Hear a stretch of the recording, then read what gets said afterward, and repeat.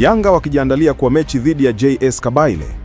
Katika viwanja vya mazoezi, mbali na kelele na msisimko wa mashabiki, kikosi cha Yanga SC kiko kwenye hatua ya mwisho ya maandalizi kabla ya pambano lao la raundi ya pili ya kundi B ya CAF Champions League dhidi ya JS Kabylie, mechi itakayochezwa Novemba 28, 2025 katika uwanja wa Hossein Ait Ahmed Stadium huko Algeria.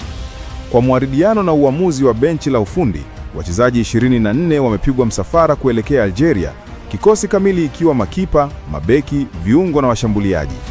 Mazoezi, nidhamu na umakini. Katika mazoezi ya mwisho, wachezaji wa Yanga wamekuwa wakifanya shughuli mbalimbali: kupigania nafasi, mazoezi ya kiufundi, mazoezi ya kimwili na mikakati ya ulinzi na mashambulizi. Mkazo mkubwa umewekwa kwenye umakini wa tactic, kuzuia makosa katika safu ya ulinzi na kuimarisha moyo wa kimaisha na pamoja.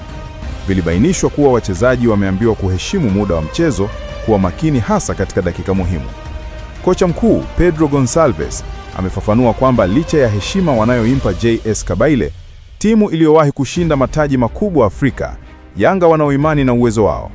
Amesisitiza kwamba nidhamu na makini itakuwa funguo katika mchezo huu wa ugenini. Hali ya kisaikolojia na morali ya timu.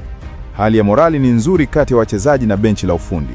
Yanga wanayo kumbukumbu ya ushindi wa nyumbani dhidi ya AS FAR 1-0, matokeo ambayo yameongeza morali kabla ya safari kuelekea Algeria.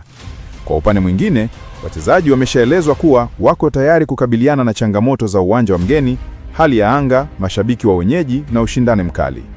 Hii inaonyesha kuwa maandalizi si tu kiufundi bali pia kisaikolojia. Lengo, alama, msukumo na mafanikio Afrika.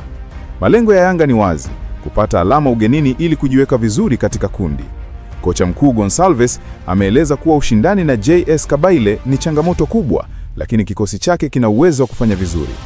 Kwa mashabiki wa Yanga ndani na nje ya Tanzania, mechi hii ni fursa ya kuthibitisha kwamba klabu inastahili kuheshimiwa Afrika, sio tu ndani ya NBC Premier League bali pia katika jukwaa kubwa la CAF Champions League.